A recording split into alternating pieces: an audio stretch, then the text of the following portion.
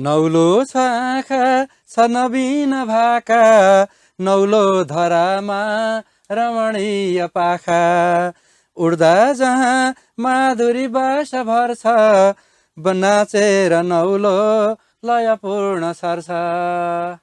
नमस्कार आदरणीय दर्शकवृन्द, सधैँ जस्तो एभरेस्ट टेलिभिजनको साप्ताहिक साहित्यिक प्रस्तुति कार्यक्रम शब्द सुशैलीमा आजको नयाँ श्रृङ्खलामा पनि यहाँहरूलाई हार्दिक स्वागत अभिवादन छ। प्राविधिक मित्र राधेश्याम कैटी र प्रस्तुता म जीवनाथ अधिकारीको तर्फबाट। सधैँ जस्तो आज पनि हामीसँग एकजना विशेष अतिथि हुनुहुन्छ र उहाँलाई हामीले स्टुडियोमा आमन्त्रण गरिसकेका छौँ। उहाँसँग लगभग हामी पाउने 1 घन्टा भलाकुसारीका साथमा उहाँका कवितात्मक सिर्जनाहरू पनि यहाँहरू समक्ष पस्किनेछौँ। आजको हाम्रो अतिथि हुनुहुन्छ युवा कवि मेरिट कोजु। मेरिट कोजु भक्तपुरमा जन्मेर अहिले यतिखेर उहाँ भारतको बेङ्गलोरमा अध्ययन गरिरहनु भएको छ र उहाँ अहिले यति बेला छुट्टीमा नेपाल आएको बेलामा यो मौका पारेर उहाँलाई हामीले यहाँ प्रस्तुत गर्न लागेका छौँ। उहाँको अध्ययनको क्षेत्र डक्टरेट इन फार्मेसीको 5औं वर्षमा उहाँ अहिले दगुरिरहनु भएको छ र मेरिटको खास विशेषता भनेको उद्घोषणमा राम्रो दक्षता हासिल गरेर अनि त्यसपछि विभिन्न किसिमका कार्यक्रमहरू सञ्चालन गर्ने सँगसँगै टेलिभिजन कार्यक्रमको पनि प्रस्तुताको रूपमा हामीले उहाँलाई पाएका छौँ। सँगसँगै कविता लेखनको क्षेत्रमा मेरिटका शिष्ट कविताहरू, सुरुवाती कविताहरू एउटा नवोदित कविको रूपमा देखिए पनि कवितालाई गहिरिएर छुन सक्ने त्यस किसिमको भावात्मक कविताहरू हामीले मेरिटबाट पाउने गरेका छौँ र उहाँले एउटा संयुक्त कविता सङ्ग्रह यस अघि नै निकालिसक्नु भएको छ, विशेषणमा बाँचेको देश। र यो उहाँको पिताश्री राजेन्द्र कोजु, डाक्टर राजेन्द्र कोजुसँग मिलेर बाबु छोरीले, यो पनि अलिकति नयाँ प्रयोग जस्तो लाग्छ, बाबु र छोरीले एउटा कविता सङ्ग्रहमा आफ्ना कविताहरू कलेक्सन गरेर सङ्कलन गरेर प्रस्तुत गरेर प्रकाशन गरेको हो। त्यस किसिमको क्षमता भएकी मेरिटसँग आज हामी यहाँनिर यहाँहरू समक्ष उपस्थित भएका छौँ। त दर्शकवृन्द, आउनुहोस् आजको हाम्रो अतिथि मेरिटलाई कार्यक्रममा स्वागत गरौँ। मेरिट, स्वागत छ कार्यक्रममा। नमस्ते सर, धेरै धेरै धन्यवाद। के छ हालखबर? अनि गर्मीतिर बसेर आइएको यता यतिखेर के छ, उता के छ, कस्तो अवस्थामा, छुट्टी कसरी, कति दिनको थियो? म चाहिँ अहिले हाल कर्नाटका कलेज अफ फार्मेसीमा फार्मडी 5th इयर गर्दैछु र गर्मीबाट अचानक जाडोमा आउँदा सोराली बसेको चाहिँ छ, तैपनि अहिले ठिकै छु भन्नु पर्यो। अब यो औषधि विज्ञानको भाषामा चाहिँ यसरी हावापानी नमिल्दाखेरि के भन्दो रहेछ, के कसरी बुझिँदो रहेछ यो? अब यो वेदर चेन्ज नै हो खासमा त, मौसम हजुर, अनुसार हामी अनुकूल हुनुपर्ने, त्यहाँको गर्मीले यहाँ चिसोमा आउँदाखेरि अलिकति फरक पार्छ। मौसम चेन्ज भएर इन्भाइरोमेन्ट चेन्ज भएपछि अवश्य अब गाउँघरतिर पनि गाईबस्तुहरू पनि नि, हजुर, जस्तो लेकतिर बस्ने गाईबस्तुहरू, जाडोमा बस्ने गाईबस्तुहरूलाई बेसीमा तल गर्मी ठाउँमा न्यानो ठाउँमा लग्यो भने, यो बर्खातिर त्यसरी लगियो भने सबै उसको शरीरको भुत्लाहरू खुइलिएर नाङ्गे झार हुन्छ कि। अब हामी मान्छे त्यसरी नखुइलिए पनि अलिकति बिरामी बनाउने यताउता हावापानीको त्यो मौसमको चेन्ज हुँदाखेरि चाहिँ त्यो अवस्था दिन्छ है। मान्छे त्यही अनुरूप हामी चेन्ज गर्न अलिक टाइम लाग्छ, त्यो भएर पनि अलिकति समस्या आछ। अनि कहिले फर्किन्छ? अब मेरो छुट्टी चाहिँ सकिसक्यो, यद्यपि अब घर आएपछि जानु नमन लाग्ने हुने कारणले गर्दाखेरि चाहिँ अझै 5-10 दिन बस्छ। केले तान्नु रहेछ घर आएपछि, गाउँमा आएपछि त्यसरी? हजुर, अब यस्तो हुन्छ, नगएसम्म बाहिर जानु, एक्सप्लोर गर्नु सबैजनालाई मन हुन्छ, तर अब आफ्नो ठाउँमा आउँदाखेरि त्यो घरको खानादेखि लिएर घरको वातावरण सबै कुरा मिस भइरहेको हुन्छ। फर्केपछि अब घरको माया नै भनौँ, मिठो खाना, न्यानो काखले चाहिँ तान्दो रहेछ। यसपटक कति समयपछि यहाँ घरमा आयो? यसपटक चाहिँ म 1 वर्षपछि घर आएँ। भनेपछि 1 वर्षपछि घर आउँदाखेरि अब 1 वर्ष अगाडि यहाँबाट गइयो नि, त्यसपछि कति समयसम्म चाहिँ घरको अलिकति बढी न्यास्रो लाग्दो रहेछ, त्यो सम्झना आउँदो रहेछ? खासमा चाहिँ यस्तो, म बसेको त 4 वर्ष भयो, यद्यपि परिवार सँगै जहाँ पनि जाँदाखेरि सँगै जाने भएर चाहिँ अब कतै जाँदा पनि यहाँ ड्याडी हुनुभएको भए यो इन्डिपेन्डेन्ट त हुनुपर्छ, आफ्नो ठाउँमा छ, तर हरेक ठाउँमा कतै चाहिँ मिस हुँदो रहेछ। र मलाई पनि यहाँबाट गइसकेपछि चाहिँ कम्प्लिट डिफ्रेन्ट इन्भाइरोमेन्टमा आए जस्तो परिवेश नै अरू जस्तो त्यो अलिकति टाइम चाहिँ लाग्छ तर बसिसकेपछि म के गर्छु भनेर आएको हो भन्ने त्यो विचारले लिएर अगाडि बढ्दाखेरि चाहिँ अलिक सजिलो हुँदो रहेछ। ल अब हामी कुराकानी त गर्नु छँदैछ। अब एउटा कविता सुनौँ, किनभने मेरिटका कविताहरू चटक्क परेका मिठा कविताहरू मैले केही कविताहरू थोरै मात्रै भए पनि सुनेको छु है। त्यो हिसाबले अनि त्यसपछि फेरि हामी कुराकानीलाई अगाडि बढाउँला। अन्त कुन कविता हामी सुन्छौँ अहिले? अहिले चाहिँ हामीले तपाईँले अघि भनिहाल्नुभयो विश्लेषणमा बाँचेको देश मेरो आदरणीय बुबा र मैले संयुक्त रूपमा लेखेको त्यो किताबबाट म एउटा कविता यहाँहरू समक्ष पस्किन चाहेँ र मेरो कविताको शीर्षक रहेको छ पाट्टपुट्टा हानेर साम्राज्यवाद ढल्दैन। र मेरो कविता यसरी सुरु हुन्छ। बिउ नछरी जमिनमा अङ्कुरन हुँदै हुँदैन, बिउ नछरी जमिनमा अङ्कुरन हुँदै हुँदैन, नगरी प्रहार कुनै शक्ति ढल्दै ढल्दैन, जिउन त्यति सजिलो छैन, जिउन त्यति सजिलो छैन, सङ्घर्ष बिना महान बन्दै बन्दैन, हथौडाको चोट बिना पत्थर पनि भगवान बन्दै बन्दैन, हथौडाको चोट बिना पत्थर पनि भगवान बन्दै बन्दैन। मित्रहरू मित्रहरू हामीले ढाडमा टेक्न दिएपछि उनले काँधमा नचढी छोड्छन् र मित्रहरू हामीले ढाडमा टेक्न दिएपछि उनले काँधमा नचढी छोड्छ र हामीले कान थापेपछि उनले आफ्नो गीत सुनाउन छोड्छन् र त्यसैले मित्रहरू टुडी खेलमा चिच्याएर विस्तारवाद रोकिँदैन, निर्जन टप्पुमा हुङ्कार दिएर अतिक्रमण रोकिँदैन, आफ्नै भाइको गला रेटेर आफ्नै भाइको गला रेटेर साम्राज्यवादको किला ढल्दैन, खोक्रा नारा अलापेर विस्तारवाद रोकिँदैन, खोक्रा नारा अलापेर विस्तारवाद रोकिँदैन। प्रिय मित्र भजन गाउने ओठभन्दा कर्म गर्न जान्ने हातलाई थाम्न सिक्नु। प्रिय मित्र भजन गाउने ओठभन्दा कर्म गर्न जान्ने हातलाई थाम्न सिक्नु। प्रेमले काखमा सुताई गला रेट्ने मित्रभन्दा तिरस्कारको तीर सोझ्याई बन्दुक सोझाउने शत्रु रोज्नु। तिरस्कारको तीर सोझ्याई बन्दुक सोझाउने शत्रु रोज्नु। मित्रहरू हामीले कहिले नबिर्सौँ बाहिर शत्रु त शत्रु छँदैछ, आफ्नै परम शत्रु चिन्नु, असमानताको पर्खाल बनाउने, भ्रष्टाचारको अखडा जमाउने, परम शत्रु भ्रष्टाचार भन्ने जान्नु हो प्रिय मित्र कनिका छरेर सबैको पेट भरिँदैन, पाट्टपुट्टा हानेर साम्राज्यवाद ढल्दैन, वज्रमुका प्रहार नगरी विस्तारवाद ढल्दैन, अन्तिम लडाई नलडी शत्रु ढल्दैन, अन्तिम लडाई नलडी शत्रु ढल्दैन। मिठो, कति मिठो कविता। यो कविता लेख्दाखेरि कति उमेर कति वर्षको थियो? मैले यो 2073 सालमा 7 वर्ष अगाडिको कविता। कसरी फुर्यो यस्तो खालको विचार? मेरो लागि कविता भनेको चाहिँ के हो त भन्दाखेरि हामीभित्र भएको विचारलाई चाहिँ सुन्दर तरिकामा चाहिँ प्रस्फुटन गर्ने कला हो जस्तो लाग्छ। र कवितामा त्यस्तो विशेषज्ञता त राख्दिनँ म, यद्यपि जसरी मैले मेरो बुबा मेरो लागि प्रेरणाको स्रोत, उहाँलाई देखेर उहाँले सुनाउँदा उहाँको कविताहरू सुनेर र उहाँले जसरी शब्दहरूलाई कलात्मक ढङ्गमा ढाल्नुहुन्थ्यो त्यसै अनुरूप मैले केही शब्द कोर्ने कोसिस गरेँ र सायद बुबाकै शब्दहरू सुनेर होला र उहाँबाटै सिकेँ मैले। उहाँले कहिले पनि मलाई कविता यस्तो हो भनेर त सिकाउनु भएन। यद्यपि उहाँको एउटा राम्रो बानी चाहिँ के छ भने जहिले पनि कविता लेखिसक्नु भएपछि चाहिँ मम्मीलाई अगाडि राखेर होस्, हामीलाई अगाडि राखेर होस्, परिवारमा चाहिँ सुनाउनुहुन्थ्यो र यो सुनाइसकेपछि चाहिँ मैले पनि बुवाले जस्तै केही शब्द कोर्न सक्छु कि भनेर कलम चलाएँ र त्यसै अनुरूप थोरै शब्द पहिले ड्याडीको शब्द सापट्टि मागेर नै किन नहोस् चलाएँ र कविता जस्तो तसो बन्यो जस्तो लाग्यो र अहिलेसम्म पनि त्यस्तो विशेषज्ञता त राख्दिनँ म, तर पनि अब कोसिस गरेँ राम्रै हुँदैछ जस्तो। अभ्यास गर्दै जानुपर्छ, अवश्य हुन्छ। किनभने सुरुवातीमै यति राम्रो कविताहरू छन् होइन, त्यसलाई त परिमार्जन गर्दै जाने, परिष्कार गर्दै जाने भनेको अभ्यासले गर्छ। जति बढी हामी त्यसमा लाग्छौँ त्यति माझिँदै जाने त हो नि। र एकदमै मिठो कविता।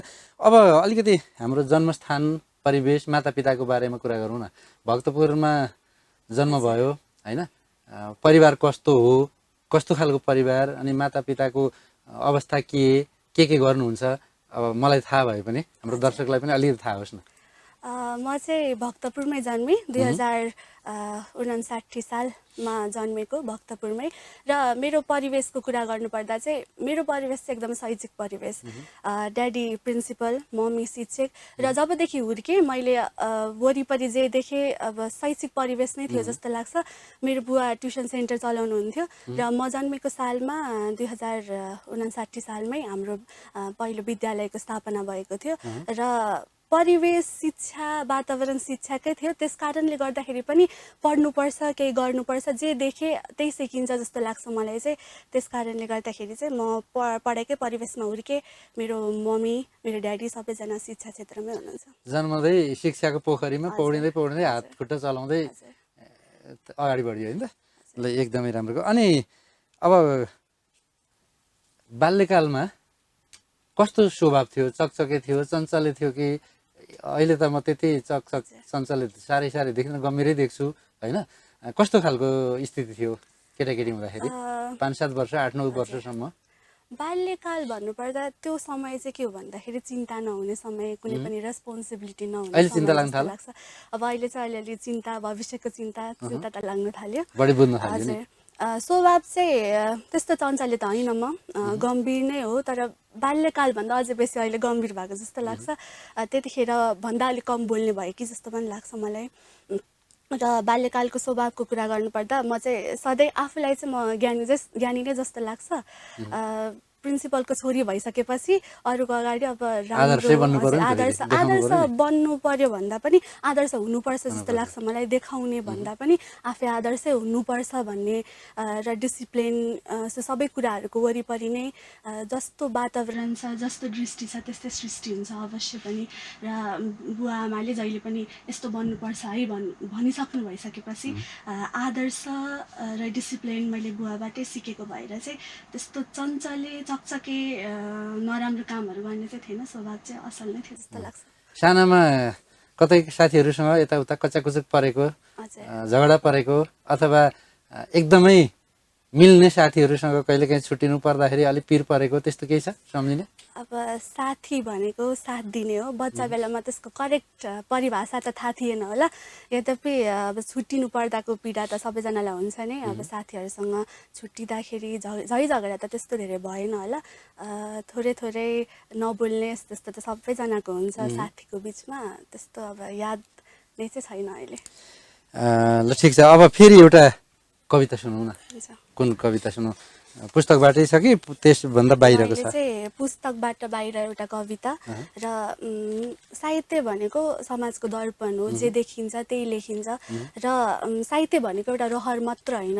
आवश्यकता पनि हो जस्तो लाग्छ र समाजले जस्तो कुराको आवश्यकता जस्तो चाहन्छ त्यस्तै लेख्ने हो र मैले यो पनि 2-3 वर्ष अगाडि नै लेखेको कविता हो यो समाजमा आफू गरिब भएर र आफू महिला भएर कस्तो पीडा चाहिँ सहनुपर्छ भनेर चाहिँ थोरै लेख्ने कोसिस गरेको छु र मेरो कविताको शीर्षक रहेको छ किनकि म त महिला हुँ नि र मेरो कविता यसरी सुरु हुन्छ मेरो देश डुब्नै लाग्दा मैले परिवर्तनको आह्वान गरिरहे मेरो देश डुब्नै लाग्दा मैले परिवर्तनको आह्वान गरिरहे चेतनाको बिगुल फुकिरहे सचेतनाको अभियान चलाइरहे मलाई त पत्तै भएन देशमा परिवर्तन ल्याउन बम बारुद पड्काउनु पर्ने रहेछ विदेशी शक्ति भक्ति र पैसाको आवश्यकता रहेछ मलाई त पत्तै भएन देशमा परिवर्तन ल्याउन बम बारुद पड्काउनु पर्ने रहेछ विदेशी शक्ति भक्ति र पैसाको आवश्यकता रहेछ म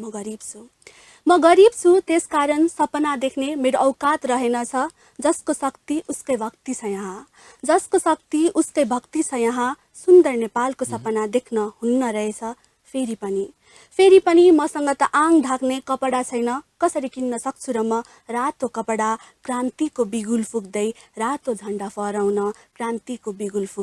रातो झण्डा फहराउन म त महिला हुँ त्यसकारण अगाडि बढ्ने मेरो अधिकार रहेनछ अर्काले धिक्कार भन्ने गरी अगाडि बढ्नु हुन्न रहेछ सुरक्षित नेपाल बनाउन भौतारिए जहाँ तहाँ महिला उठी अझै किञ्चित बोल्नु हुन्न रहेछ फेरि पनि म त बलात्कारीको जेललाई सहनु पर्ने फेरि पनि म त बलात्कारीको झेललाई सहनु पर्ने चेली कसरी बोल्न सक्छु र म चर्को बोली कसरी बोल्न सक्छु र म चर्को बोली। परिवर्तनको लागि जति उचो बोले पनि समाजसँग सम्झौता गर्नै पर्ने, उथल पुथलका लागि जति निर्मम सङ्घर्ष गरे पनि पुरानो सामाजिक सत्तालाई स्वीकार्नै पर्ने, चेष्टा प्रचेष्टा जति गरे पनि सामाजिक बन्धनसँग लम्पसार पर्नै पर्ने। किनकि म त महिला हुँ नि। अधिकारको बाक्ला बाक्ला किताब लेखिए पनि त्यही किताबको चाङले थिचिएर मर्नै पर्ने, महिलाको हकितको लागि जति वकालत गरे पनि ती सबै अधिकारलाई बाटोमा दाग बत्ती दिई घरभित्र छिर्नै पर्ने, किनकि म त महिला हुँ नि। धन्यवाद। नारीको अन्तरपीडालाई कविताले बाहिर ल्याएको छ है। हजुर। मलाई अलिकति लागेको चाहिँ अब त्यसो भए कि नारी महिलै भएर यसरी पीडितै भएर बस्ने त त्यसको समाधान के भन्ने खालको भावी यसमा अन्तिमतिर आइदिएको भए अझै स्वादिलो बन्थ्यो कि? यो चाहिँ खासमा मैले महिलाको पीडालाई पोख्ने कोसिस गरेको हो।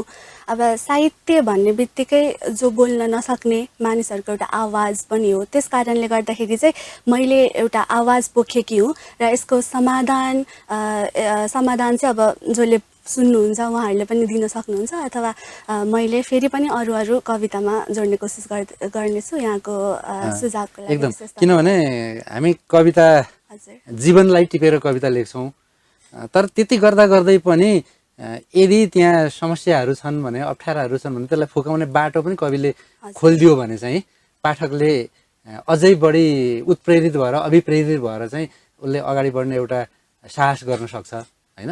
अब कतिपय अवस्थामा हैन कविता राम्रो छ, मिठो छ, तर कतिपय अवस्थामा के हुन्छ भने हामी महिला भएपछि त कविताले भने जस्तो म पनि महिलै हुँ, त्यसैले म पीडितै हुनुपर्छ, म पछि पर्छु, अगाडि म बढ्न सक्दिनँ, कसले हामीलाई सहयोग गर्छ र भन्ने खालको त्यो एउटा हीन भावना पनि ल्याउने अथवा उत्पन्न हुने अवस्था पनि आउन सक्ने भएकोले त्यस्तोलाई चाहिँ अलिकति महिला भए पनि म विद्रोह गर्न सक्छु भन्ने खालको भाव पनि जोडियो भने अझै सशक्त बन्ला कि भन्ने मेरो अपेक्षा मात्रै है। मिठो छ कविता। अब फेरि कुराकानीतिर अलिकति फर्क्यौँ। सुरुमा अब भक्तपुर काठमाडौँभन्दा अलिकति टाढा भए पनि बाहिरबाट हेर्दाखेरि त काठमाडौँ उपत्यकै हो, सहरै हो हैन। सानैमा स्कुल सुरु गरियो होला, याद छ कति वर्षको उमेर हुँदाखेरि पहिलोचोटि स्कुल गइयो भनेर? पहिलोचोटि चाहिँ मैले तपाईँलाई भनिहालेँ 2059 सालमा स्कुल खोलेको थियो। त्यतिखेर चाहिँ म भर्खर अब 2 वर्ष भयो होला। 2 वर्ष भइसकेपछि म सिसिसिआर चाहिँ फर्स्ट जोइन गरेको हो र त्यतिखेर चाहिँ त्यो 2 वर्षको हुँदा सिसिसिआरमा जाने गरेको सम्झना आउँछ केही? त्यस्तो प्रष्ट सम्झना त छैन। यद्यपि मम्मी ड्याडीले चाहिँ अब स्कुल भर्खर खोलेपछि स्कुलको भागदौड सङ्घर्षको समय हो त्यो, त्यस कारणले गर्दाखेरि चाहिँ 2 वर्ष पनि पुगेको थिइनँ होला सायद, स्पष्ट सम्झना छैन। सिसिसिआरमा छोडेर जानुहुन्थ्यो र त्यसपछि सबैभन्दा अन्तिममा चाहिँ लिन आउनुहुन्थ्यो मलाई, किनभने भागदौड कामको यो छुट्टै हुन्छ, सबै काम अरू सिध्याएपछि अब घरमा लैजाने हिसाब। अब हुन त त्यो अब साह्रै सानो अवस्थाको कुरा भयो होइन, तैपनि त्यति सम्झना हुनु भनेको पनि ठुलो कुरा हो। कतिपय अवस्थामा त हामी 4-5 वर्षभन्दा अगाडिको कुरै नसम्झने पनि हुन्छौँ होइन। कतै नि त्यो बेला त्यो सानो 2 वर्षको बच्चालाई आमाले दिनभरि त छोड्नुभयो, नछोडिदिएको भए हुन्थ्यो भने जस्तो त्यतिखेर क्या त्यही बेलामा चाहिँ मनमा के आएको त्यस्तो झल्को केही हुन्छ?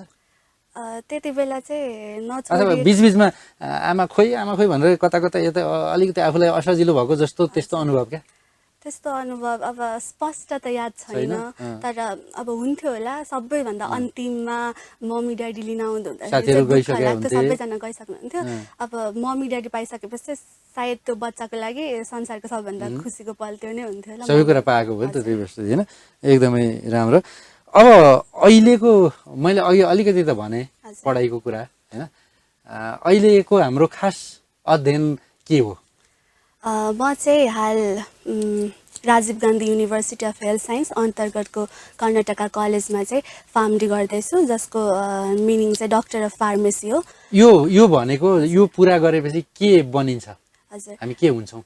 अझै पनि धेरैजना मान्छेलाई यसको एक्ज्याक्ट इन्फर्मेसन चाहिँ छैन। बच्चे बेलादेखि मेरो एम भनेको चाहिँ एउटा डक्टर बन्छु। एउटा मोडल क्यारेक्टर चाहिँ टिचर थियो, मम्मीहरू देखिसकेपछि सानो बेलामा साडी लगाउने, ब्याग बोक्ने, यसरी टिचर बन्छु म भन्ने त्यस्तो मोडल क्यारेक्टर त थियो, तर पनि भित्र चाहिँ म डक्टरै बन्छु भन्ने थियो।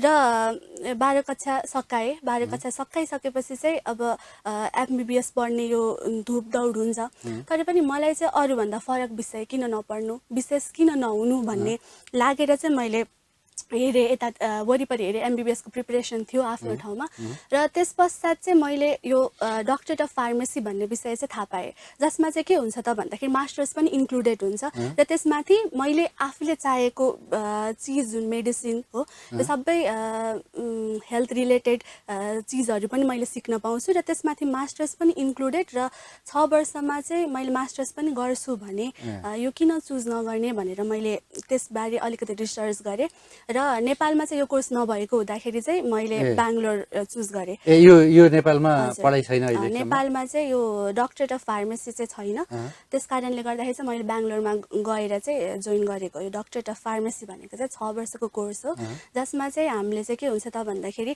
मेडिसिनको सेफ्टी, कम्प्लिकेसनहरू सबै बारे चाहिँ हामी विशेष अध्ययन हुन्छ। 5 वर्ष चाहिँ हाम्रो लर्निङ प्रोसेस हुन्छ भने 1 वर्ष चाहिँ इन्टर्नसिप इन्क्लुडेड हुन्छ। भनेपछि अब भविष्यमा औषधिसँग सम्बन्धित काममै बढी संलग्न हुने यसले देखायो। यो कोर्स चाहिँ 6 वर्षको भए पनि 5 वर्ष लर्निङ प्रोसेसमा चाहिँ हामीले ड्रग्सको सेफ्टी, इफिकेसी होइन कसरी काम गर्छ, र यदि हामीले दुईवटा ड्रग्सहरू सँगै खाँदाखेरि चाहिँ इन्टरेक्सन्सहरू छ भने चाहिँ मान्छेको अब कसरी चाहिँ हामीले ज्यान जोगाउन सक्छौँ भनेर चाहिँ हामीले यसमा चाहिँ विशेष फोकस हुन्छ। अब बाँकी कति छ? 1 वर्ष लगभग? अब मेरो 1 वर्ष लगभग बाँकी छ लर्निङ प्रोसेसमा चाहिँ, अनि 1 वर्ष इन्टर्नसिप गर्नु। त्यो पनि उतै गर्नुपर्छ कि नेपालमा गर्नु? नेपालमा आधा गर्दा पनि हुन्छ, र उता हाफ चाहिँ इन्टर्नसिप गर्दा हुन्छ। अनि त्यो सकेपछि फर्किने त हो नि?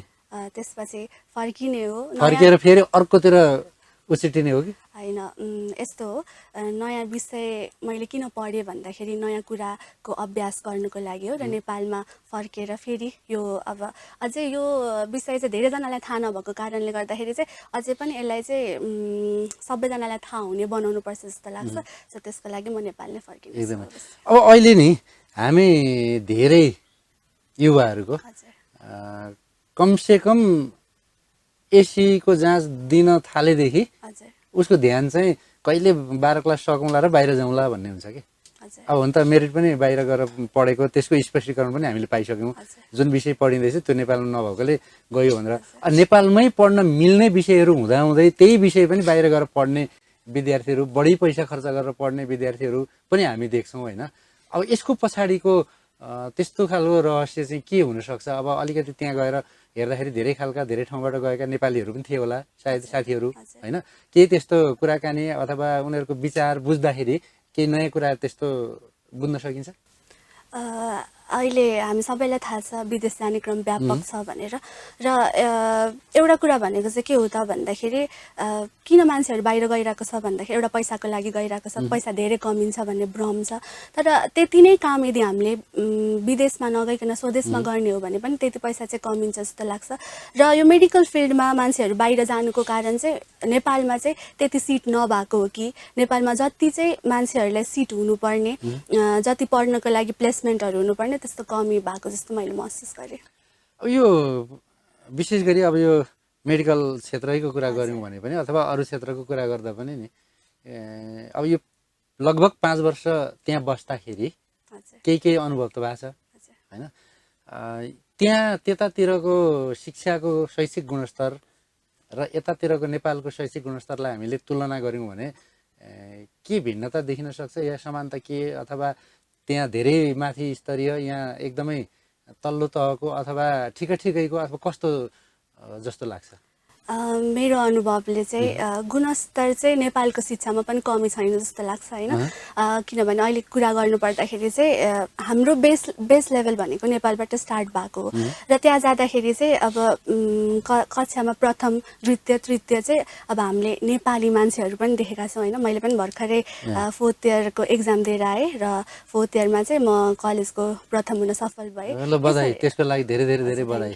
र यसले पनि के चाहिँ हामीले बुझ्न सक्छौँ भन्दाखेरि हाम्रो थ्योरिटिकल लर्निङ चाहिँ राम्रो छ, तर प्र्याक्टिकल्ली चाहिँ यदि एप्लिकेबल हेर्ने हो भने चाहिँ नेपालमा चाहिँ अलिक प्र्याक्टिकल चाहिँ कम छ जस्तो चाहिँ मैले महसुस गरेँ। थ्योरीको लेभलमा चाहिँ हामीले एकदमै स्टुडेन्टहरू राम्रो राम्रो प्रडक्टहरू चाहिँ निकालेको छ नेपालले, तर प्र्याक्टिकल्ली हेर्ने हो भने चाहिँ मलाई अब उतातिर चाहिँ अलिक बेसी प्र्याक्टिकल र सेल्फ लर्निङ यो चाहिँ अलिक धेरै छ जस्तो लाग्यो।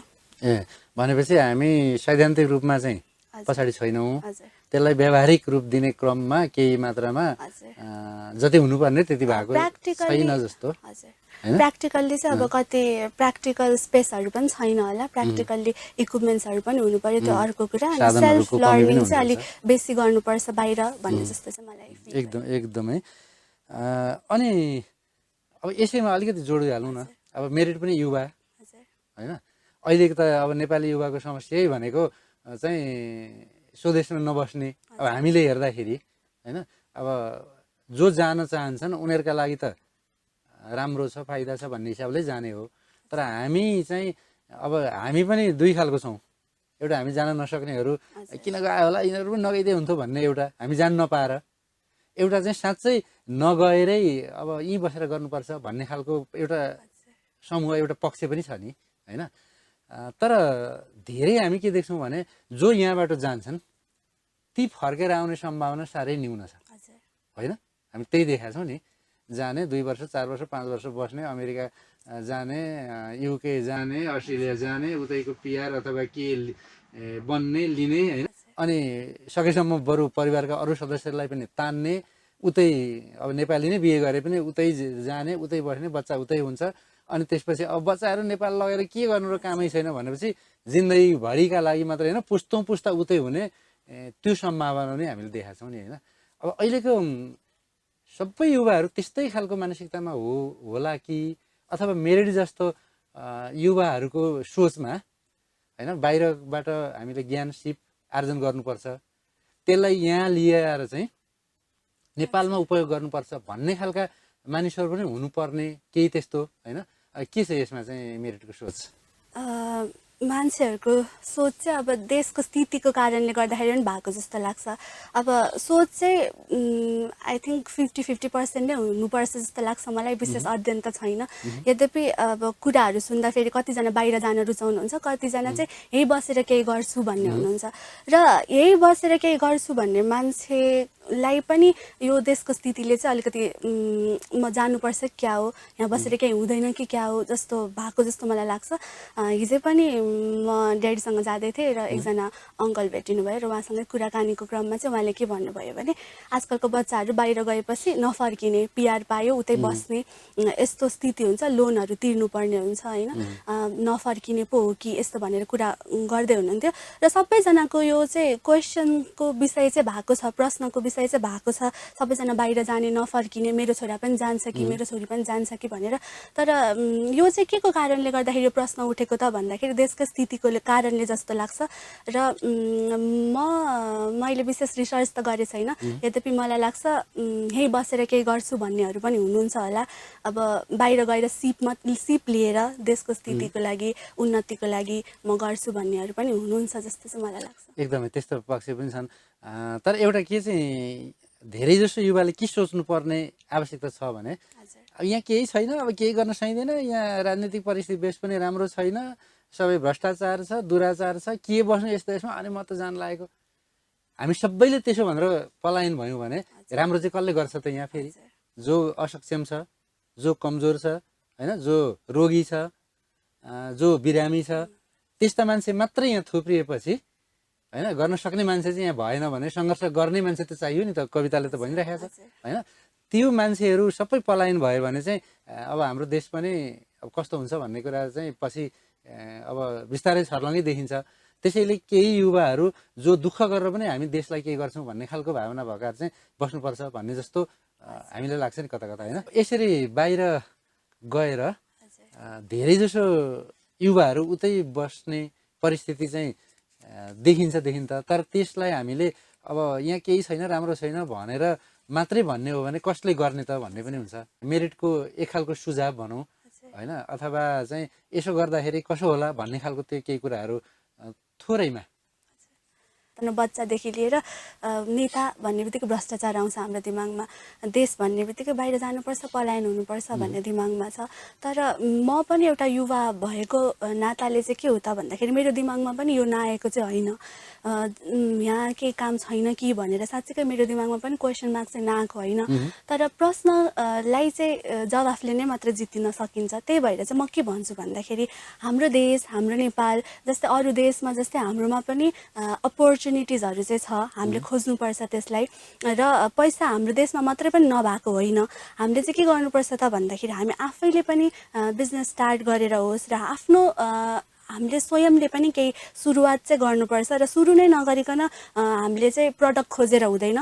र प्रडक्ट पाउनुको लागि चाहिँ जसरी बिउ नर्सरी चाहिँ जमिनमा अङ्कुरन हुँदैन, त्यसरी नै के हुन्छ त भन्दाखेरि केही स्टार्ट गर्नुपर्छ, त्यसपछि मात्रै हामीले प्रडक्टको चाहिँ आशा राख्नुपर्छ जस्तो लाग्छ मलाई। राम्रो विचार। यो सबैमा यस्तो विचार हुने हो भने यी हामी चाहिँ हरेक पक्षमा हराभरा बनाउन सक्छौँ नि। खालि बोट बिरुवाको हराभरा मात्रै होइन कि विकासको हराभरा होइन, त्यो खालको वातावरण ल्याउन चाहिँ सक्छौँ। मेरिटको यो राम्रो विचारको लागि स्वागत छ। अब फेरि एउटा कविता सुनौँ न, मिठा कविता छन् कि? मैले चाहिँ विशेष आज म धेरै मैले गर्न सकेँ भनेर त भन्दिनँ, तर जे छु जस्तो छु, मेरो बुवाले मलाई जे सिकाउनु भयो मेरो बुवाको देन हो जस्तो लाग्छ। त्यस्तो राम्रो ठाउँमा पुगेँ भनेर भन्दिनँ, अझै धेरै काम गर्नु बाँकी छ। यद्यपि मेरो बुवाको लागि र सबैजना बुवालाई चाहिँ समर्पण गरेर चाहिँ म एउटा बुवाको कविता चाहिँ यहाँहरू समक्ष पस्किन चाहेँ। मैले चाहिँ यो बुबाको जन्मदिनको लागि लेखेको थिएँ र मेरो कविताको शीर्षक रहेको छ बुबा। यो कविता पहिले हामीले एकचोटि सुने हो। त्यो बुवाको किताब इमानको धरहराको लोकार्पण गर्ने बेलामा सुनाएको है। ल सुनौ, मिठो छ। हुन्छ, मेरो कविता यसरी सुरु हुन्छ। समस्याको पहाडले थिचिँदा पनि, समस्याको पहाडले थिचिँदा पनि मुस्कुराएर अडिग रहनुहुन्छ मेरो बुवा। जिम्मेवारीको थुप्रोले छोप्पिँदा पनि चोट सहेर हाँस्नुहुन्छ मेरो बुवा। जिम्मेवारीको थुप्रोले छोप्पिँदा पनि चोट सहेर हाँस्नुहुन्छ मेरो बुवा। बुबा तपाईँबाट मैले धेरै कुरा सिकेकी छु। बुबा तपाईँबाट मैले धेरै कुरा सिकेकी छु। दिन रात नभनी मेरै लागि खटेको देखेकी छु। लेखेर सकिँदैन सायद धन्यवादका पत्रहरू, तर पनि आज तपाईँको लागि केही शब्द कोरेकी छु। तर पनि आज तपाईँको लागि केही शब्द कोरेकी छु। तपाईँबाट मैले धेरै कुरा सिकेकी छु। तपाईँले नभनेका तपाईँका धेरै कुरा थाहा पाएकी छु। सधैँ बुबाबाट सिक्ने तपाईँकी प्यारी छोरी म। सधैँ बुबाबाट सिक्ने तपाईँकी प्यारी छोरी म। तपाईँलाई आज तपाईँको जीवनको रहस्य सिकाउन खोज्दैछु। तपाईँलाई आज तपाईँको जीवनको रहस्य सिकाउन खोज्दैछु। बुबा मेरो लागि असीमित माया भएको तपाईँको हृदयबाट। बुबा मेरो लागि असीमित माया भएको तपाईँको हृदयबाट थोरै माया आफ्नो लागि साच्नुहोस् है बुबा। प्यारी छोरीको आग्रहलाई आजै हृदयङ्गम गर्नुहोस् है बुबा। आफ्नो इच्छा आकाङ्क्षालाई धेरै पर राखेर मेरो चाहनालाई प्राथमिकतामा राख्दै पुरा गर्नुहुन्छ मेरो बुबा। खराब परिस्थितिमा पनि बलियो मनस्थिति बनाउन सधैँ मेरो साथमा उभिनुहुन्छ मेरो बुबा। तपाईँको अप्ठ्यारा विगतबाट धेरै कुरा सिकेकी छु। तपाईँको हन्डर थक्कर उकाली ओह्रालीका कथाबाट धेरै कुरा सिकेकी छु। सधैँ बुबाबाट सिक्ने तपाईँको छोरी म। सधैँ बुबाबाट सिक्ने तपाईँको छोरी म। आज तपाईँलाई केही कुरा सिकाउन खोज्दैछु। नाइ र हुन्न भन्ने शब्द तपाईँको शब्दकोशमा नभए पनि, नाइ र हुन्न भन्ने शब्द तपाईँको शब्दकोशमा नभए पनि आफ्नो गोजी रीतिदा त नाइ भन्न सिक्नुहोस् है बुबा। कहिलेकाहीँ नाइ भन्ने शब्द सापट्टि लिएरै भए पनि चलाउनुहोस् है बुबा। जीवन लामो छ धेरै, जीवन लामो छ धेरै, अझै के गर्नु छ, व्यस्तताको बिचमा पनि थोरै समय आफ्नो लागि निकाल्नुहोस् है बुबा, व्यस्तताको बिचमा पनि थोरै समय आफ्नो लागि निकाल्नुहोस् है बुबा। धन्यवाद। मिठो कविता, बुवालाई सम्बोधन गरेको कविता, जन्मदिनको अवसर पारेर लेखेको कविता र प्रस्तुत गरेको पनि है, यति मिठो। यस्ता मिठा मिठा कविता आइरहेछन् होइन। यो लेख्न थालेको चाहिँ कहिलेदेखि, कत्रो हुँदादेखि? लेख्न चाहिँ मैले धेरै सानोदेखि नै थालेको। कविता भनेर कविता बन्यो कि बनेन थाहा भएन, तर 2 कक्षादेखि नै सायद मैले सुरुवात गरेँ। जानी नजानी केही शब्दहरू कोरेँ र कविता प्रतियोगितामा भाग लिँदाखेरि यहाँहरू जस्ता अग्रज व्यक्तित्वहरूले दिनुभएको सुझाव सल्लाह लिएर अगाडि बढेँ र प्रेरणा भनेको चाहिँ जहाँबाट पनि लिन सकिँदो रहेछ र सुझाव सल्लाहहरू दिँदाखेरिको मिठा शब्दहरूले पनि हौसला प्रदान गर्दो रहेछ र यसरी नै अगाडि बढेँ। लेख्ने प्रेरणा बुवा नै हो। हजुर। सुरुमा कसरी थालियो? जस्तो लु नानी कविता लेख भनेर बुवाले भन्नुभयो, अथवा स्कुलमा चाहिँ अब त्यस्तै खालको माहौल भएर ल कविताहरू चाहिँ भोलि सुनाउनु पर्छ है भन्ने खालको कुरा भयो, अथवा कसरी चाहिँ त्यो कलम समाउन पुग्यो त्यो बेला? मेरो बुवाले मलाई कविता लेख है छोरी भनेर त भन्नु भएन, तर बुवाले लेख्दाखेरि बुवाका शब्दहरूले चाहिँ मैले पनि लेख्न सक्छु कि भनेर स्टार्ट गरेको चाहिँ हो। कविता प्रतियोगिताहरूमा लेखेँ, हौसला मिल्यो, त्यसरी नै बुवाको सहयोगले म अगाडि बढ्दै गरेँ। मलाई चाहिँ के लाग्छ भने मेरो बुवाको जीवन चाहिँ एउटा मास्टरपिस हो। सङ्घर्ष सबै, अब आफूले मैले सङ्घर्षहरू त भोगेको छुइनँ होला, तर जसरी देखेँ उहाँले आफ्नो सङ्घर्ष फेजबाट जहाँसम्म अहिलेसम्म आउनुभयो, त्यो फेजमा त्यस्तो बावजुद पनि यति धेरै गर्न सक्नुहुन्छ भने मैले किन सक्दिनँ भनेर मैले, बुवा चाहिँ मेरो लागि एउटा एक्जाम्पल हो। र एक्जाम्पल कपी नै भन्नुपर्छ होला। बुवा जस्तै छोरी भनेर कतिजनाले भन्नुहुन्थ्यो, यो शब्दले पनि कता कता प्रभाव पारेको जस्तो लाग्छ। बुवा जस्तो छोरी भन्दा चाहिँ ओहो साँच्चै म पनि बुवा जस्तै बन्न सक्छु कि भनेर प्रयास गरेको हुँ, र बुवा जस्तो 10% मात्र बन्न सक्यो भने पनि मेरो लागि खुसीको कुरा हो जस्तो लाग्छ। राम्रो विचार है। वास्तवमा कविता अघि पनि अलिकति कुरा आयो कि खासमा कविता भनेको के रहेछ त? अब अहिले अलिअलि बुझ्दा भनौँ न होइन। अब त्यो सुरुमा अब 2 कक्षामा 3 कक्षामा पढ्दाखेरिको बुझाइ त सतै बुझाइ भयो, त्यो बेग्लै कुरा भयो होइन। यो गर्नु पायो, अगाडि चाहिँ गर भन्न पाइने रहेछ, मेरो पनि नाम आउनु रहेछ भन्ने पनि चाहना हुन्छ, सुरुमा त्यस्तो हुन्छ होइन। तर गर्दै जाँदाखेरि कविता के रहेछ, कवितासँग जीवन कसरी जोडिँदो रहेछ? कविता एउटा विधा हो जस्तो लाग्छ। आफ्नो अभिव्यक्तिलाई चाहिँ सुन्दर ढङ्गमा चाहिँ प्रस्फुटन गर्ने एउटा विधा हो। तपाईँले कथा लेखेर कथा गजल मार्फत तपाईँको अभिव्यक्तिहरू राख्न पाउनुहुन्छ। त्यसरी नै कविता पनि एउटा विधा हो, सुन्दर ढङ्गबाट केही कुरालाई आवाजविहीनहरूको आवाज बन्ने, अलिकति बढी कलात्मक अनि लयात्मक। अब मेरिटले अब कविता लेख्ने गरिरहेको छ होइन। गद्य कविता, मुक्त छन्दका कविता भन्छौँ होइन। कविताहरू मिठा छन्, तैपनि यसो हेर्दाखेरि कतिपय अवस्थामा सुरुमा यो गद्य कविता या मुक्त छन्दको कवितामा चाहिँ लय हुँदैन भनेर बुझ्या हुन्छ कि वास्तवमा लय भएन भने कवितै हुँदैन। खालि बाह्य लय कति छ, भित्री लय कति छ भन्ने हो। भित्री लय भएन भने कविता हुँदैन, अन्तर्लय त आवश्यकै पर्यो होइन। त्यसलाई बाह्य लयमा पनि सजाउन पाइयो भने बाहिरभित्र दुइटैको सुन्दरता बढ्ने भयो, सुन्दाखेरि बढी आकर्षक देखिने भयो, अथवा कण्ठ पार्नलाई सजिलो हुने भयो। तर पनि भित्री लयले पनि राम्रोसँग पक्राउन सकेको छ भने सुन्दर कविता अत्यन्त बन्छ। त्यो दिशातिर मेरिटका कविताहरू उन्मुख भएका छन्, त्यसैले खुसी लागेको छ। अब हामी फेरि एउटा कविता सुनौँ न, त्यसपछि अलिकति कुराकानी गरौँला।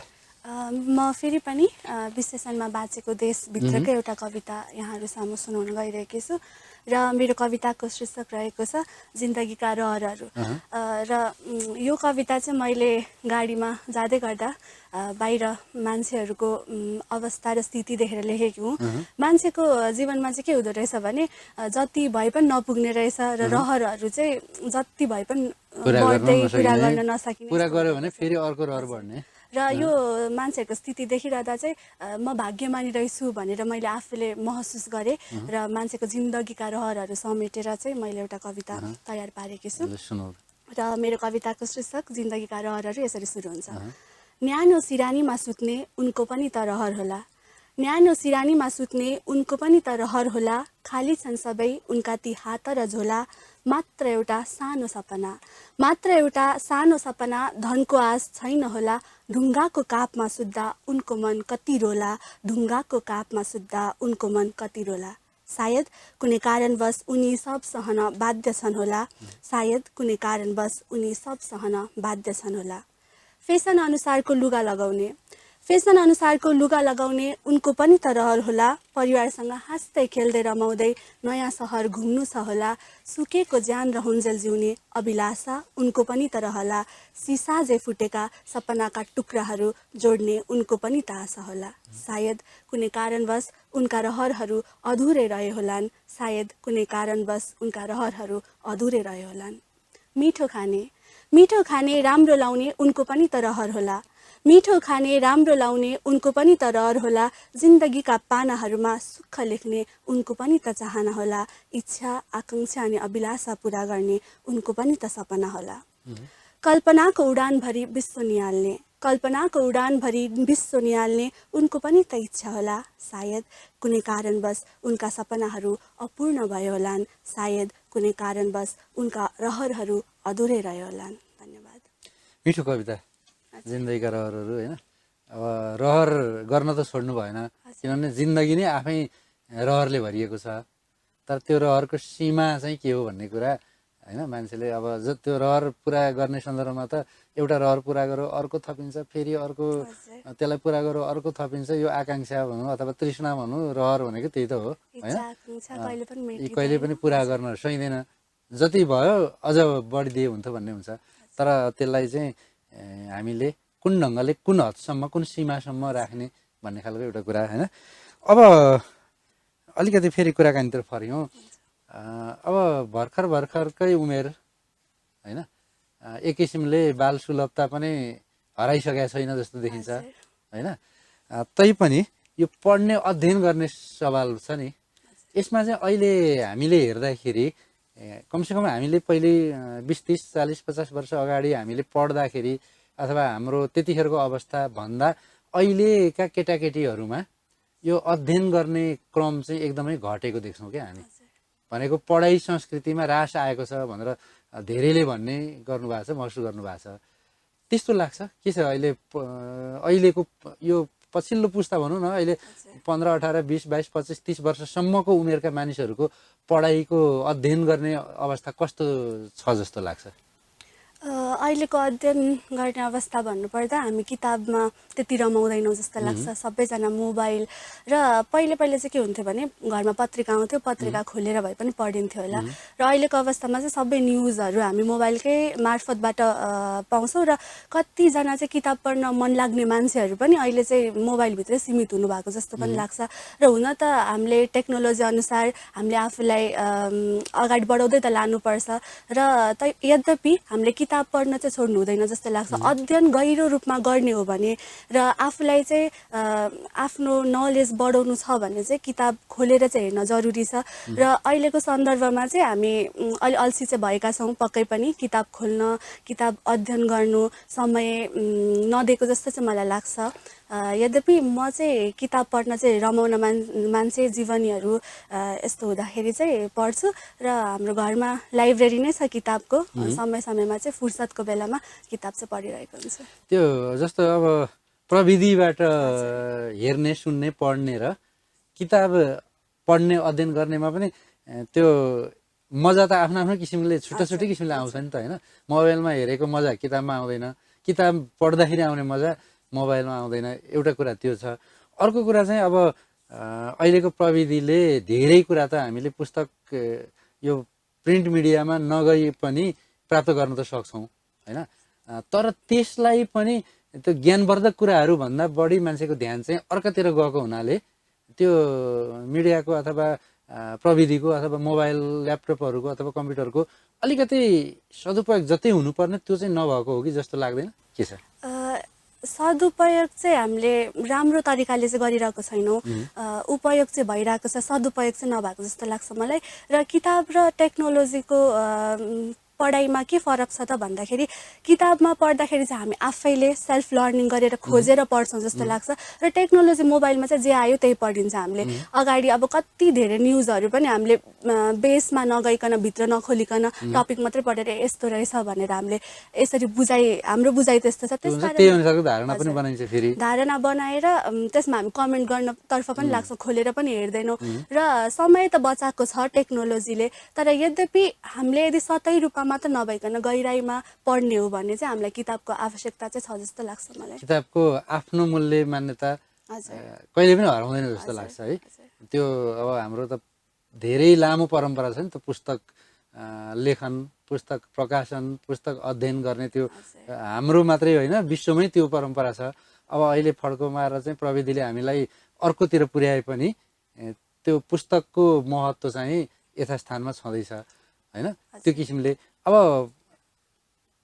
प्रविधिको सदुपयोग त गर्नु पर्यो नि समयअनुसार त हामी चल्नु पनि पर्यो फेरि होइन नत्र त हामी त अनकन्टार जङ्गलमा गुफाभित्र ओडारभित्र बसे जस्तो अवस्थामा पुग्छौँ नि त होइन तर त्यसलाई सही ढङ्गले सही समयमा सही तरिकाले प्रयोग गर्न सक्यौँ भने चाहिँ निश्चय नै हामी अगाडि बढ्न सक्छौँ होइन यी कुराहरू अब अलिकति हाम्रो यो पुस्तकभित्र यो विशेषणमा बाँचेको देश लगायत मेरिटले लेख्ने कविताहरूको बारेमा छोटो कुरा गरौँ न प्राय आफूले लेखेका कविताहरूका विषयवस्तुहरू कस्ता देखिएका छन् अहिलेसम्म अथवा कुन खालको विषयवस्तुले चाहिँ बढी छुने गरेको छ लेख्नमा कविता भन्ने बित्तिकै मेरो टपिक भनेको चाहिँ के हुन्छ त भन्दाखेरि पहिले देश हुन्छ देशप्रतिको प्रेम र हामी नेपाली नागरिक भएको नाताले चाहिँ पहिले सुरुवातमा कविता लेख्न सुरु गर्दा सायद देशलाई नै सम्झन्छ जस्तो लाग्छ र त्यसबाहेक चाहिँ मैले समाजमा भएको विकृति र विसङ्गतिको बारेमा पनि लेख्ने गरेको छु समाजको दर्पण भनेर चाहिँ म कवितालाई लिन्छु त्यस कारणले गर्दाखेरि समाजमै भएको जति पनि विकृति विसङ्गति देश लाई नै टपिक बनाएर चाहिँ म कविता लेख्छु जस्तो लाग्छ अहिले लेखिएका कविताहरू पनि तिनै सन्दर्भका छन् होइन त यो हिसाबले अब यो जुन किसिमले अब मेरिटको त आफ्नो अध्ययन त छँदैछ मैले यहाँ भनेको के भने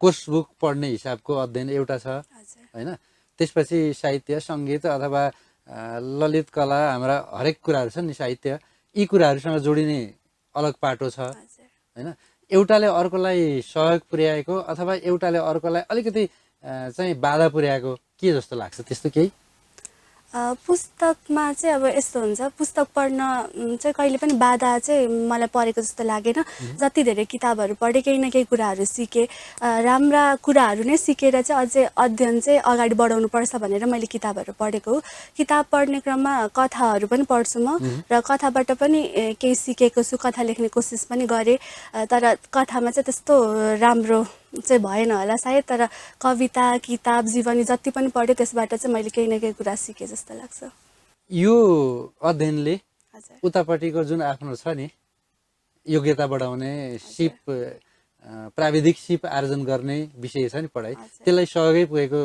अनुभव भएको छ अध्ययन अरू किताबहरू अध्ययन गरेर कहिले पनि मेरो कोर्सलाई चाहिँ हानि पुऱ्याएको जस्तो लाग्दैन अब त्यो पढ्ने समय छुट्टै हुन्छ र अरू किताबहरू पढ्ने समय छुट्टै हुन्छ यो कुराहरू चाहिँ एकअर्कामा डिफ्रेन्ट भए तापनि के हुन्छ भने अध्ययनले चाहिँ कहिले पनि बाधा पुर्याउँछ जस्तो पनि लाग्दैन मलाई किनभने हरेक कुरा हरेक चिजहरू देख्दा हेर्दा हामीले नयाँ कुरा सिकिरहेका हुन्छौँ त्यस कारणले गर्दाखेरि मलाई कोर्स बुक बाहेक अरू बुक पढ्दाखेरि चाहिँ केही त्यस्तो हानि चाहिँ पुर्याएको छैन यस किसिमको अध्ययनबाट आफ्नो कोर्सतिर पनि केही जस्तो अब बोल्ने लेख्ने बुझ्ने होइन अलिकति के रहेछ भनेर गहिरिने यी कुराहरूलाई त सहयोगै पुर्याउँछ नि होइन हजुर अब नेपाली साहित्य भनेर लागिरहँदा चाहिँ यसबाट पनि मैले बोल्ने कलादेखि लिएर प्रेजेन्टेसनहरू हुन्छ हाम्रो त्यसको लागि सहयोग पुऱ्याएको छ र अर्को भनेको उद्घोषण मैले जसरी गरेँ उद्घोषण गरिरहँदा पनि अरू अब जसरी बोल्ने कला चाहिँ वृद्धि भइरहेको जस्तो लाग्छ हाम्रो पनि अब यता म डक्टरेट कोर्स गरिरहेको छु त्यसमा प्रेजेन्टेसन हुन्छ सेमिनारहरू हुन्छ आफै सेल्फ लर्न गरेर चाहिँ कुराहरूले पनि सहयोग पुऱ्याएको छ र अब साहित्यको कारणले गर्दाखेरि पहिला नेपालीमा लेख्न लाई पनि सजिलो भएको छ त्यसैले म साहित्यले चाहिँ मेरो जीवनमा चाहिँ केही न केही देन चाहिँ पुऱ्याएको छ अवश्य पनि नयाँ कुराहरू दिएकै छ भन्ने अनुभव भएको छ अब हामी अन्तिमतिर आइपुग्यौँ एउटा अन्तिममा बाँकी रहेका मध्येबाट छानिएको कविता सुनौ। अन्तिममा चाहिँ म एउटा भूकम्प भन्ने शीर्षकको कविता सुनाउन गइरहेकी छु। यो चाहिँ मैले 2072 सालमा भूकम्पकै बेलामा लेखेको हुँ र त्यतिखेर चाहिँ वक्तृत्व कला प्रतियोगितामा म गएको थिएँ र त्यतिखेर वक्तृत्व कला स्टार्ट गर्नको लागि चाहिँ केही अंश लेखेको थिएँ। त्यसपछि त्यो अंशलाई नै कम्प्लिट गरेर मैले एउटा कविता सिङ्गो कविता निर्माण भयो र यसरी सुरु हुन्छ मेरो कविता भूकम्प। अचानक आउँछ थाहै नदिआउँछ हल्लाउँछ बेसरी हल्लाउँछ। अचानक आउँछ थाहै नदिआउँछ हल्लाउँछ बेसरी हल्लाउँछ। आधी झैँ आउँछ हुरी झैँ आउँछ। क्षणभरमा भयावह अनि दर्दनाक क्षण आउँछ। भग्नावशेष लासहरू छतबिच्छत शरीर कारुणिक क्रन्दन चिच्चाहाट अलाप बिलाप। उफ सम्झदा पनि गाह्रो। निमेषभरमा छतबिच्छत हुन्छ जिन्दगी अनि सपनाहरू। भूकम्प महाभूकम्प एउटा क्रूर यातना प्रकृतिको थाम्नै नसकिने वेदना जिन्दगीको। भागेर जाउँ कुन ठाउँ जाउँ लुकेर बसौँ कुन ठाउँ लुकौँ। उफ बाँच्नेहरूको जिन्दगी पनि निरीह निरीह। सहरका महलहरू तास झै ढल्दा रहेछन्। हजारौँ वर्षका जब्बर पहाड पनि धस्सिँदा रहेछन्। शान्त मेरो तपोवन पनि विस्फोट हुँदो रहेछ। यत्र तत्र सर्वत्र लाभाहरू निक्लिँदा रहेछन्। भाग्दा भाग्दै शत्रुले झै लखेटी लखेटी मार्दा रहेछन्। उफ सम्झदा पनि गाह्रो। भूकम्प महाभूकम्प सुन्दर पहाड हेर्दा हेर्दै ज्वालामुखी उर्लिने रहेछ। मेरो प्यारो घर पनि हेर्दा हेर्दै माटोमा मिल्दो रहेछ। मलाई प्यारले सुमसुमाउने हातहरू पनि हेर्दा हेर्दै लास भइदिन्छन्। हे प्रभु सायद तिमीलाई थाहा छैन भूकम्पमा ढलेका घरहरू अझै उठ्न सकेका छैनन्। महाभूकम्पमा सुकेका मूलहरू अझै फुट्न सकेका छैनन्। भूकम्प पछिका पराकम्पनहरू अझै पनि रोकिएका छैनन्। त्राही त्राही त्राहीमान छन् सबै। हे प्रभु भूकम्पमा ढलेका सबै लासहरू फेरि उठेर जुलुस गरेको भए। चिहानमा बलेका आगोहरू क्रान्तिको ज्वाला भई दनदनी बलेको भए। सायद मेरा दिदीहरूले आङ ढाक्न पाउने थिए। ढलेका घरहरू क्रमशः उठ्न थाल्ने थिए। प्यासले छटपटिएका ओठहरू भिजेर मुस्कुराउने थिए। भोकले रन्थनिएका आमाहरूले राहत पाउने थिए। ओदारमा रात काटेका दाजुहरूले सुस्केर हाल्न पाउने थिए। हे प्रभु दया गरी हामीलाई सुत्ने ठाउँ देऊ जहाँ हामी सुन्दर सपना देख्न पाऊँ। हामीलाई एउटा त्यस्तो मन देऊ जसमा हामी कल्पनाको उडान भर्न सकौँ। हे प्रभु भूकम्पले चहराएको घाउमा हामीलाई मलम देऊ। भूकम्पले चहराएको घाउमा हामीलाई मलम देऊ। धन्यवाद। मिठो साह्रै मिठो। अब अहिलेसम्म हामीले सुनेका मेरिटबाट लेखिएका कविताहरू गद्य कविता अथवा मुक्त छन्दका कविताहरू छन्। के छ हाम्रो लोक छन्दमा शास्त्रीय छन्दमा लेख्ने खालको त्यस्तो खालको सोच मनमा केही? र चाहिँ मलाई छन्द कविता सिक्ने पनि छ र यहाँबाट पनि सिक्न चाहन्छु। यो मैले टिभी मार्फतै भने जीवनाथ अधिकारीज्यू सरको सोमा आउन पाउनु मेरो लागि एकदमै सौभाग्यको कुरा हो र यहाँ जस्तो अग्रज व्यक्तित्वहरूको सल्लाह सुझाव लिएर अगाडि बढ्ने हो र आगामी दिनमा चाहिँ मलाई छन्द कविता पनि सिक्न मन छ। अहिले चाहिँ म बाहिर भएको कारणले गर्दाखेरि विशेष समय चाहिँ दिन सकेको छुइनँ र अरू थप अगाडि समयमा चाहिँ छन्द कविता चाहिँ सिक्ने इच्छा छ। यति भनेपछि मैले पनि खोजिकन सिकाउनै पर्ने अवस्था चाहिँ मैले महसुस गरेको छु। धेरै धेरै धन्यवाद। अब अन्तिममा केही कविताहरू त छन्। अब यसलाई चाहिँ व्यवस्थित किसिमले प्रकाशनतिर जाने अथवा केही समयपछि केही महिना अथवा एकाध वर्षपछि त्यस्तो केही योजना? आफूले मैले अघि नै भनिसकेँ कविता भनेको चाहिँ रहर मात्र होइन आवश्यकता पनि हो र आवश्यकता अनुसार मैले केही कविताहरू जानी नजानी शब्दहरू बनाएर होस् अथवा कविता हो कि होइन थाहा भएन तर लेख्ने कोसिस गरेँ र यसलाई प्रकाशन गर्नु यसलाई प्रिजर्भ गर्नु एकदमै जरुरी छ र आगामी दिनमा चाहिँ अहिले नै चाहिँ होइन अहिले म अलि यो शिक्षा क्षेत्रमै अलिकति व्यस्त भएको कारणले गर्दाखेरि व्यस्त भन्दा पनि यसमा विशेष समय चाहिँ मैले दिन सकेको छैन। त्यस कारणले गर्दाखेरि अब यो सकिसकेपछि चाहिँ प्रकाशन गर्ने चाहिँ इच्छा चाहिँ छ। इच्छा छ रहर छ र त्यो अब एक किसिमले अनिवार्यता पनि छ है। हजुर आफ्नो लेखनलाई हैन लेखिएका कुराहरूलाई छोड्नु हुँदैन। राम्रो लेखन छ हैन त्यसको चाहिँ पाठकहरूले रस आस्वादन गर्न पाउने त्यो अवसर चाहिँ उहाँहरूलाई दिनुपर्छ। यहाँहरूको हौसला सुझावले सधैँ अगाडि बढ्न पाऊँ र आगामी दिनमा पुस्तक प्रकाशन गर्न सकूँ भन्ने मेरो एउटा रहर चाहिँ हो। अब हाम्रो कार्यक्रमको समय पनि सकिएको छ। हजुर। हाम्रो आमन्त्रणलाई स्वीकार गरेर यहाँसम्म आइदिएर यति मिठा मिठा कविताहरूका साथमा भलाकुसारी पनि गरियो मेरोसँग, त्यसका लागि एभरेस्ट टेलिभिजनको साहित्यिक कार्यक्रम शब्द सुशेलीका तर्फबाट धेरै धेरै धेरै धन्यवाद। हुन्छ, यहाँहरूलाई पनि विशेष धन्यवाद। र यो बिदाको मौकामा पनि यहाँ आएर यो पनि एउटा प्रोडक्टिभ काम नै हो जस्तो लाग्छ। आफूले लेखेका कविताहरू प्रस्फुटन गर्न पाइयो र यहाँले मलाई सम्झिनु भयो, यहाँ जस्तो अग्रज व्यक्तित्वसँग भेट भयो, यसको लागि पनि यहाँलाई विशेष धन्यवाद। साथसाथै एभरेस्ट टिभीलाई पनि धन्यवाद दिन चाहन्छु। हस्त, नमस्ते।